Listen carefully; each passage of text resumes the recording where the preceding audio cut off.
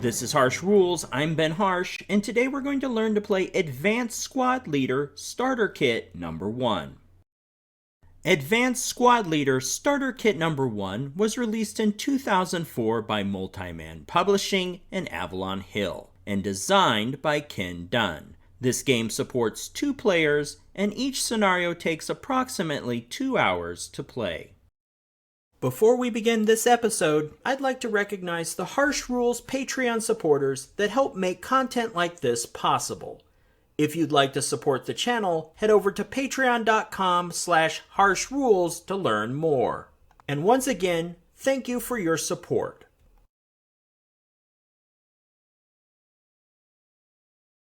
Welcome back to the Harsh Rules breakdown for Advanced Squad Leader Starter Kit number 1. In this episode, we're going to walk through the results on the Infantry Fire Table.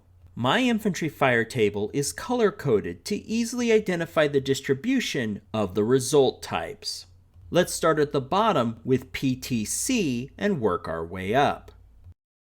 The Infantry Fire Table's lowest result is the PTC, which stands for Pin Task Check.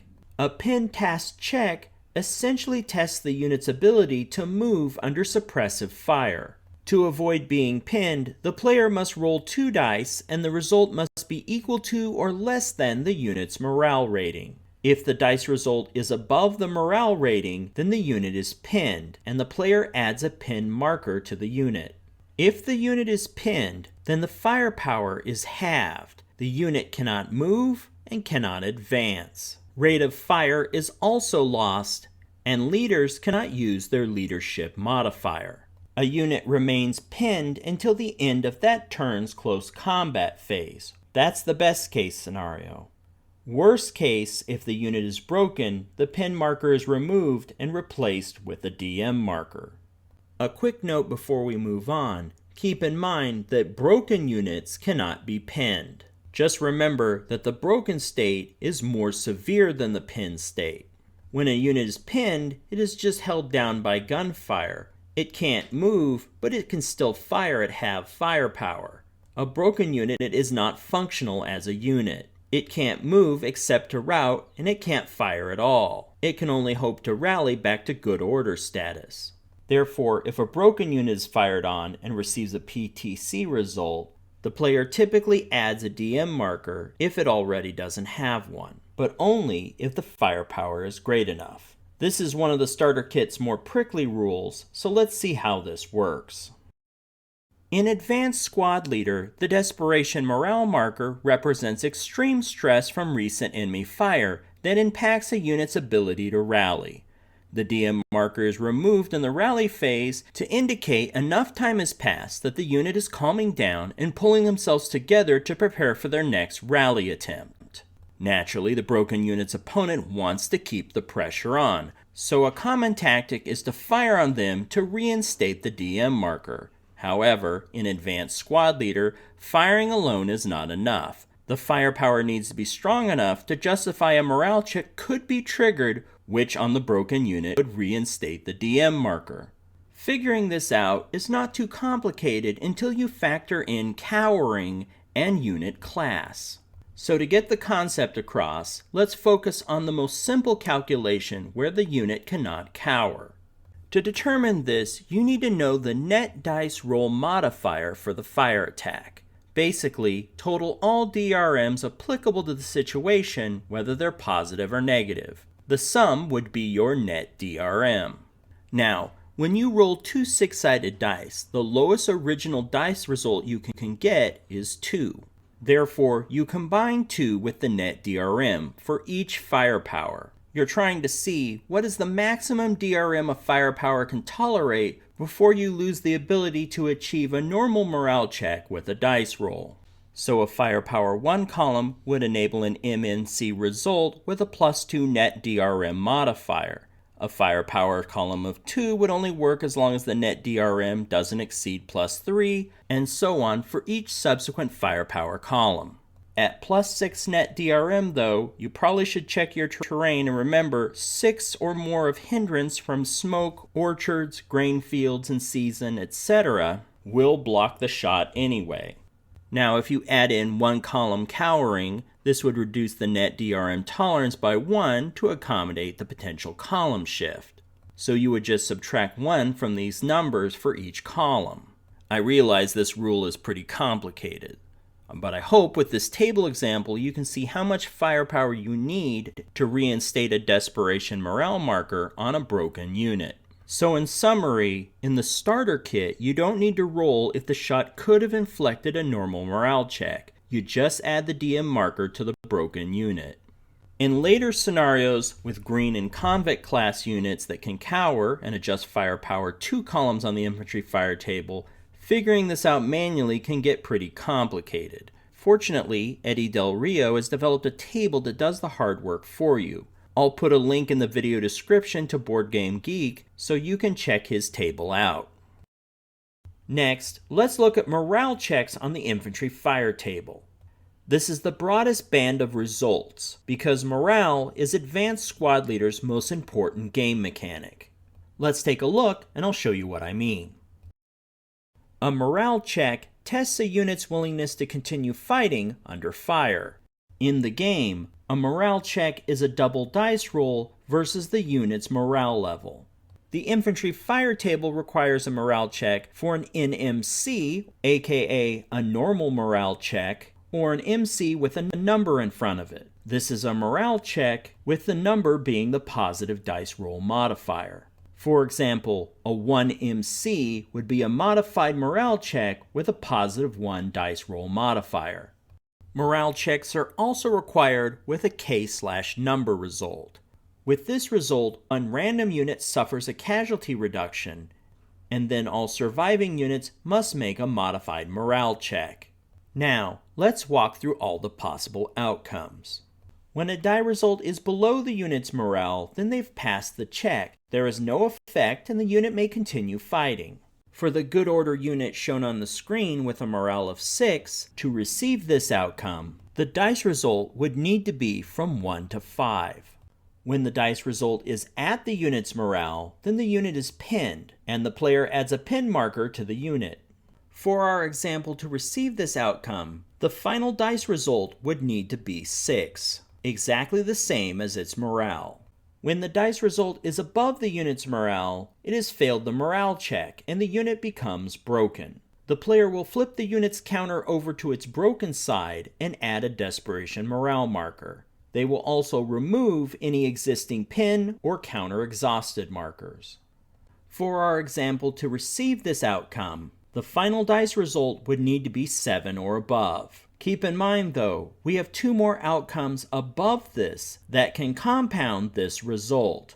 Now, if the dice result exceeds the unit's experience level rating, then it suffers an ELR reduction and is broken. Remember, an ELR reduction occurs when a unit fails a morale check by a specified amount outlined in the scenario rules. For example, in Retaking Vierville, the American ELR is 5 and the German ELR is 3. If a unit misses its morale check by this amount or more, then it suffers an ELR reduction. A unit is protected from an ELR reduction if they have an underlying morale stat. Typically, this is seen on elite units, or the unit is stacked with a good order, unpinned leader. To complete an ELR reduction, the unit's counter is replaced with a counter of the next lowest class. There is a nationality chart on the back of the rulebook that shows the reduction paths.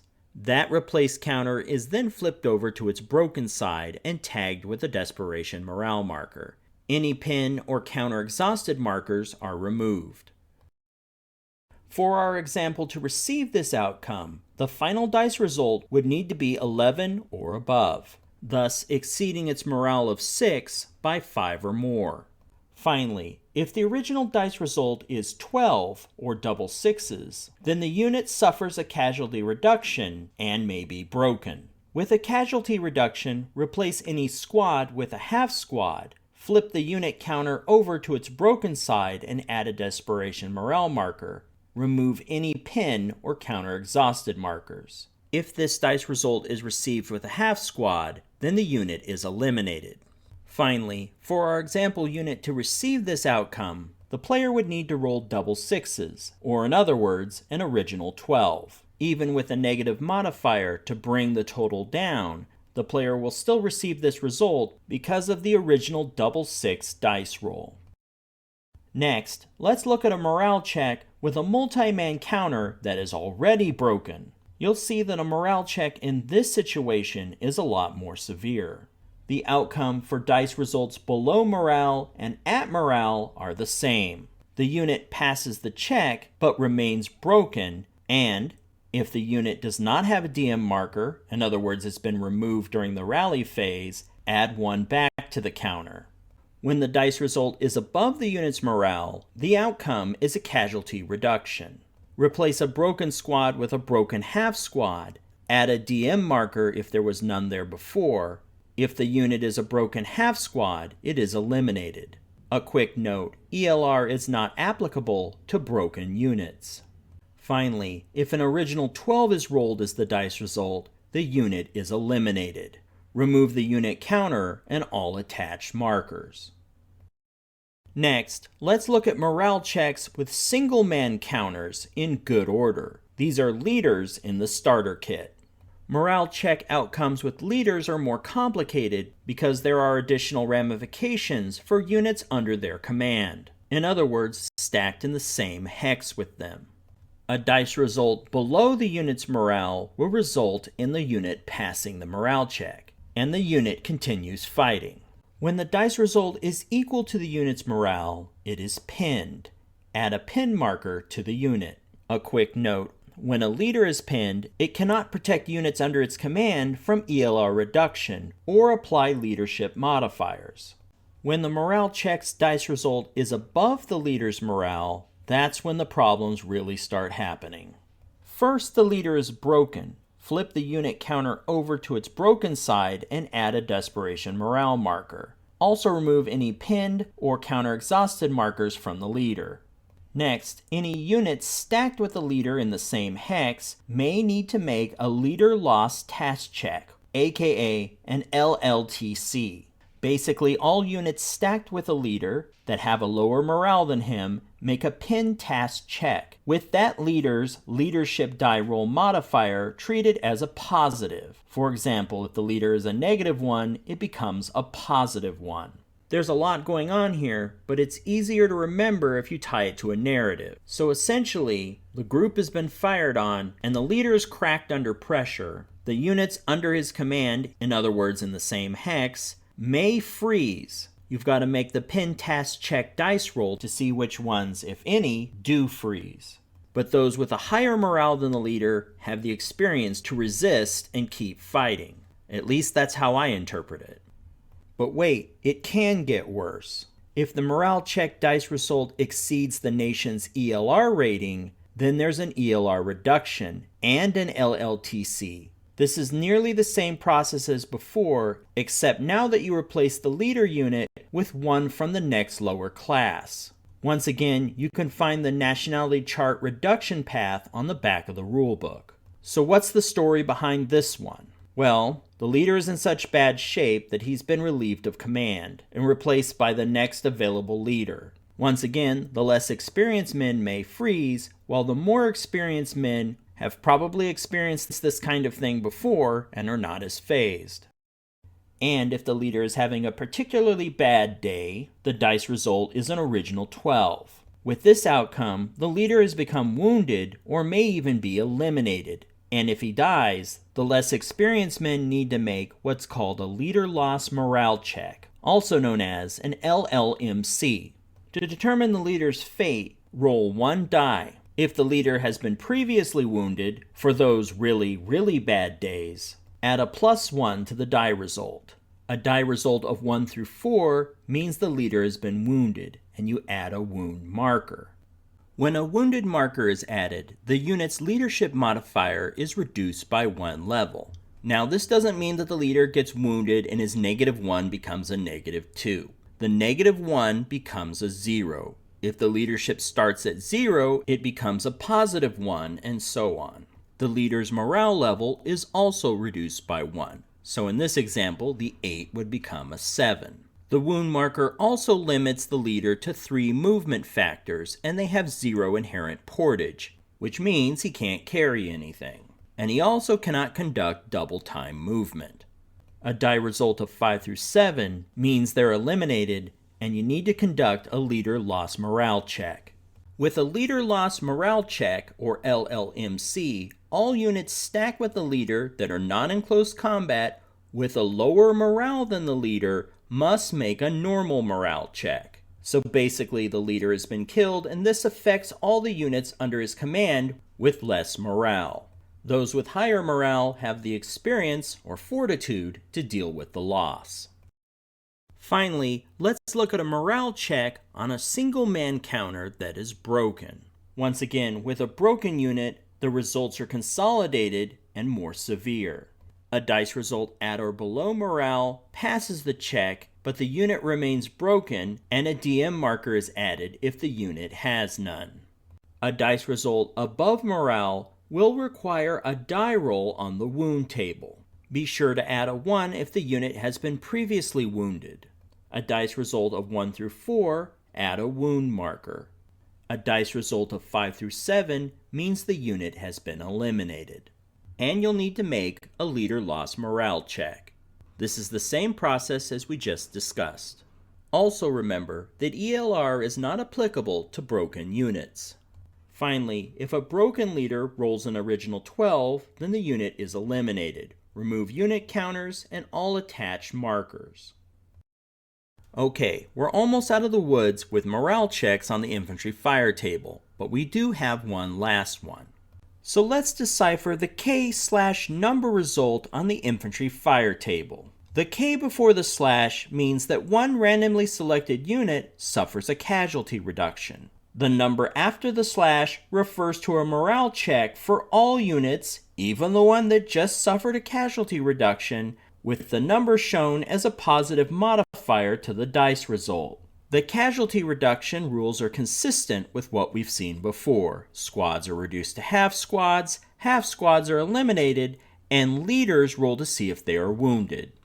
The morale check process is also the same. Now, this K/number result and the upcoming KIA result require the unit or units to be selected randomly. The ASL rules do not require a specific process for determining the random unit, but I'm going to show you what my method is. Okay, these units are stacked in the hex. So divide the number of dice results evenly by the number of units in the hex. Any extra results are assigned as roll again. You'll assign the divided results at the top of the stack and work your way down. With multiple units, roll the dice, remove a unit, redivide your results options, and roll again. Hopefully this helps you if you don't have a method of your own. The number KIA result is the most severe one. The number before the KIA indicates the number of units that are randomly eliminated.